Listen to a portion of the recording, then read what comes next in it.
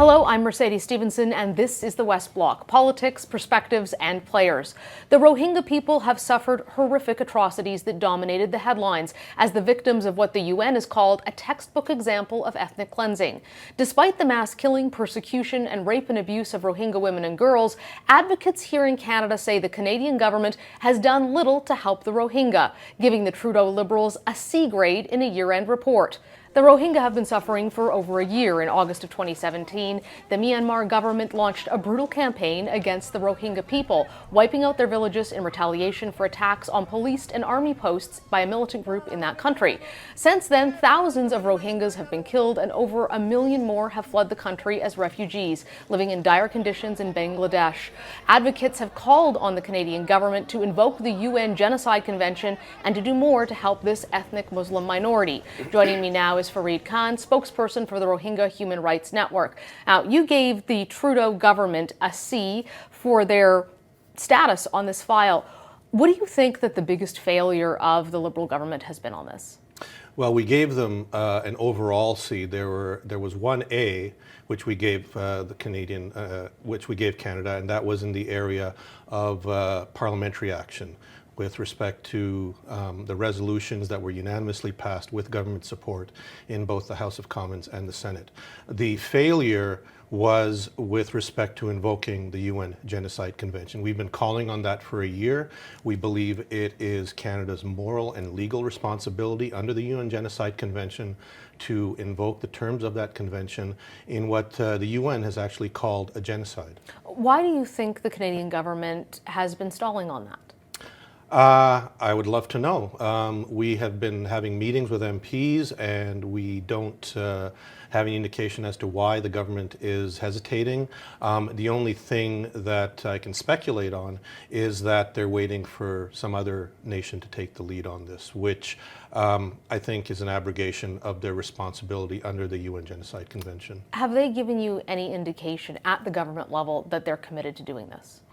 No, there has been no indication from the discussion and meetings that we have had. They've been willing to listen to us, which we're thankful for the meetings that we've had with government officials. But with respect to invoking the convention, there's been no indication at this point that the government is heading in that direction.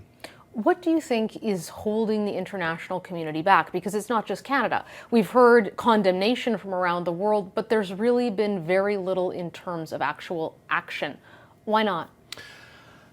You know what? The world seems to be a more chaotic place now. We're looking at different places in the world where violence is happening. We've got what's happening to the Rohingya in Myanmar. We've got what's happening to the Uyghurs in China, what's happening in Yemen. And it seems that the world's attention is distracted with so many different issues, as well as what's happening internally in nations in Europe, as well as the United States. You have to have a leadership that is committed to a moral course of action in order to do the things that need to be done to save people. And for some reason, the world community is not there, and it's really, really disappointing. What is the consequence of that for the Rohingya people? Well, the consequences of that right now is that there continues to be an ongoing genocide in Myanmar.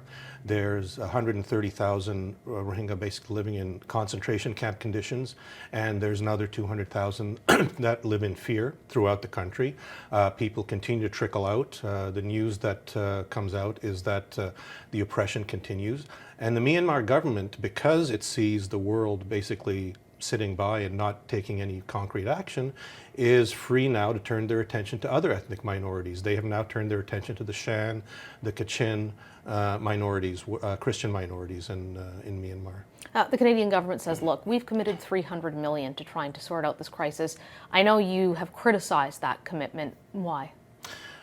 Well, we're thankful for the $300 million. That's a significant amount of money, but we were hoping that they would commit to the amount that Bob Rae recommended in his report, which was $600 million over 4 years, as opposed to $300 million over 3 years. And the money that was committed was, the vast majority of that money is going for humanitarian aid programs in the camps in Bangladesh. And That is fine and well, because those issues do need to be addressed, the humanitarian issues, but the very source of this is a genocide agenda that's been going on for decades in Myanmar by the Myanmar government, and that is what needs to be addressed if ultimately the problem is to be solved. What do you think it's going to take to have that addressed with the Myanmar government, to confront them and say, this, not just say this is unacceptable, but send that message in a way that actually causes them to cease their actions?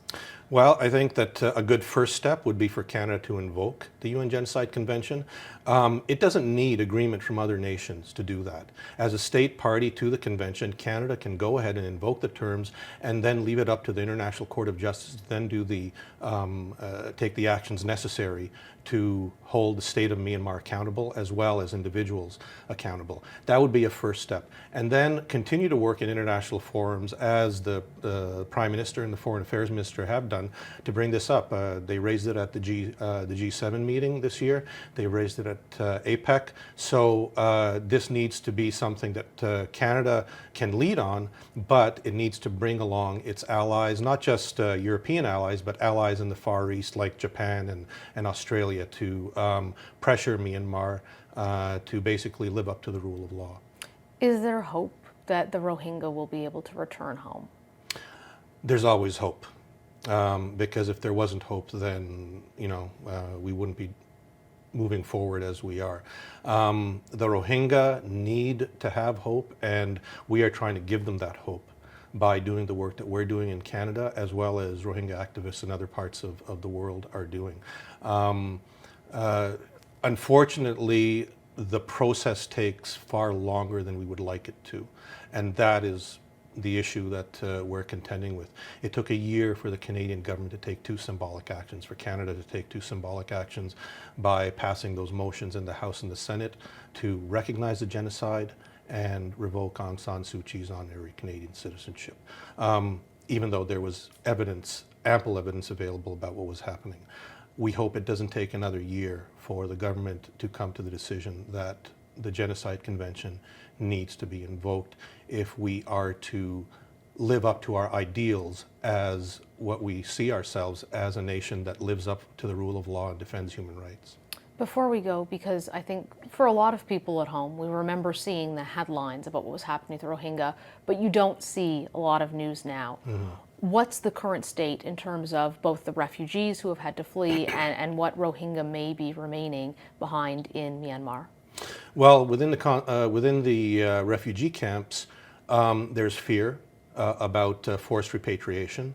There's fear about the Bangladesh government moving 100,000 of the refugees to an island site in the middle of the Bay of Bengal. Within Myanmar itself, the fear is even greater because they continue to be persecuted. The government continues its policies of genocide against the remaining Rohingya. And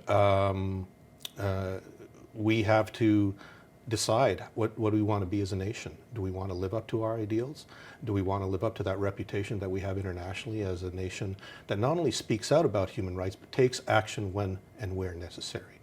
Mr. Khan, thank you for joining us on this very important issue. We deeply appreciate your time. No, thank you for having me. Well, that's all the time that we have for today. I'm Mercedes Stephenson for the West Block. We'll see you right back here next week.